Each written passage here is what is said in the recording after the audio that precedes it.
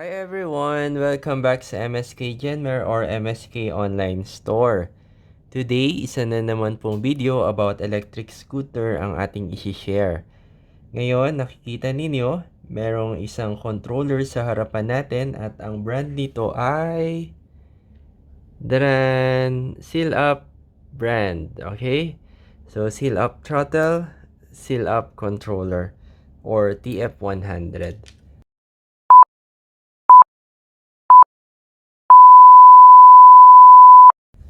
Ngayon, i-explain natin itong mga wires na to kung para saan ito at saka yung mga corresponding color kung saan natin siya i-connect.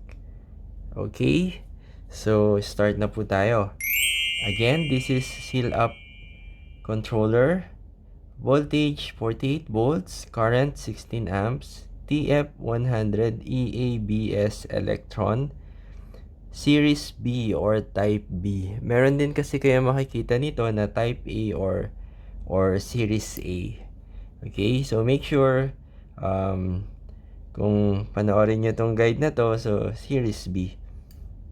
Sa Series A, sige po, gagawa din po tayo sa mga susunod na videos natin. Okay, so bilangin muna natin yung iba't ibang wire dito sa controller na ito. Okay, so we have 1, 2, isa na lang po ito, 3, 4, 5, 6, 7, 8. Okay? Meron tayong 8 connections para dito sa controller na ito. So, unahin natin itong makakapal na kable. Okay? So, ito, kuha tayo ng props para mas kitang-kita. Ayan. So, ito, matabang kable. Ito po ang para sa battery. XT60 yung connector na gamit. Red for positive and black for negative. So, kung 48 volts to, make sure ang battery natin 48 volts din. Alright? So, tabi natin yan. Next one is ito, itong kalapit. Alright, ano to?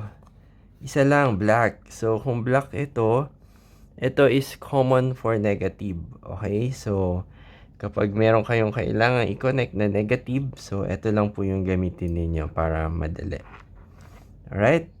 So, next one. Pagsabayin natin tong dalawang to kasi related tong dalawang to. Okay? Yan. Malinaw po ba?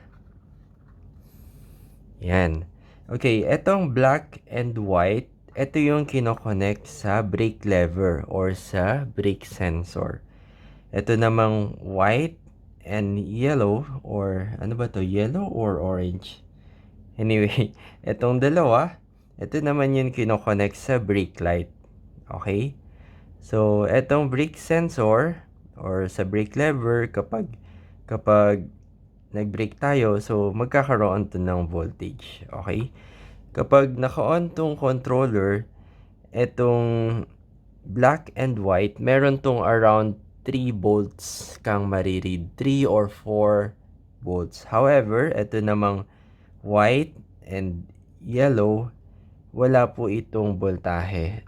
Okay? Magkakaroon lang to ng voltahe kapag binrake natin yung scooter natin. Okay? So, dito ang white is negative. Ang yellow naman yung positive. Okay? Kung ano yung volts dito, 48. So, ayun din po yun dito, 48 volts. Okay? Malinaw po yun na. Oops! Kapag dalawa ang brake sensor natin or brake lever, so, wala pong problema. Miski isa lang po ito. Jumperan nyo lang po ito. Pwede kayong mag-splice lang dito sa area na to or pwede kayo gawa ng panibagong connector na gawin nyo para sa dalawang abang na brake lever or sa brake sensor. Okay? So, hindi po yan problema. Okay, ito po next natin. Oops, sumabit. Ayan, sorry. Ito naman, red and black. Okay? So, kapag naka-on na po yung controller natin or yung unit natin, etong red and black, magkakaroon po ito ng 48 volts. So, ito po voltage output or may power output dito, okay? Dito po kino-connect ang ilaw, horn, or any accessory po na kailangan ng power. So, dito po natin siya kino-connect. Alright? Next, ito po. Ito ang para sa Hall sensor. So, sa motor po, red and black, meron diyang 5 volts. Okay? Ayan, yung dalawa na yan. Meron diyang 5 volts kapag naka-on na yung controller. And then, iikot ko lang ha, para makita nyo yung likuran. So, ito namang yellow, green, and blue. So, ito yun para dun sa Hall sensor. Kapag mineasure nyo yung voltage, for example, blue, tsaka black, meron din yung 5 volts. Green, tsaka black, meron yung 5 volts. And then, yellow, black, meron din yung 5 volts.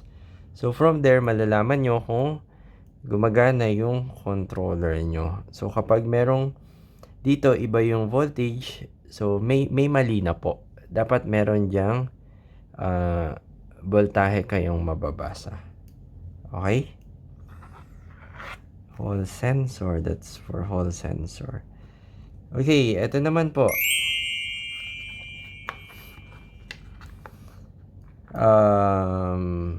Alright, ito ay para sa, wait lang i-ladlad natin para maganda. Okay. Ito para to sa throttle. Ito naman para sa alarm or sa key ignition. Okay.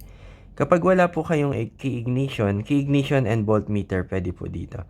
Kapag wala po kayong key ignition or alarm, okay lang din po.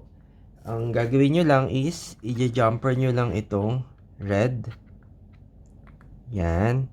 Tsaka itong orange. Yan.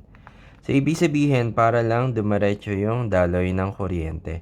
Kasi po, itong connector na ito, actually is 48 volts lang.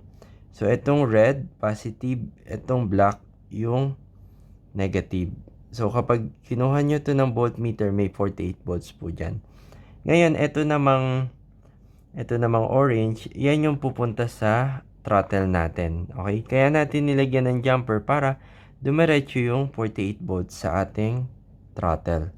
So, kapag wala po kayong key ignition or alarm na 3-wire version, so lagyan nyo lang po ito ng jumper. Okay? Malinaw po. Ang jumperan po ang orange at red. Hindi po black at red. Kasi kapag black and red, sabog po ang controller natin. Sunog. Okay? So, again, ulit. Orange and red po ang jumperan. Okay? So, dito naman po tayo sa throttle, sorry. Sa throttle po, so ito, so malinaw tong orange na to. Ito yung positive 48 volts. Okay? Ito namang blue, ito yung 48 volts para sa pag-on ng throttle doon sa controller. Okay? Ito namang black is negative or common. Itong green sa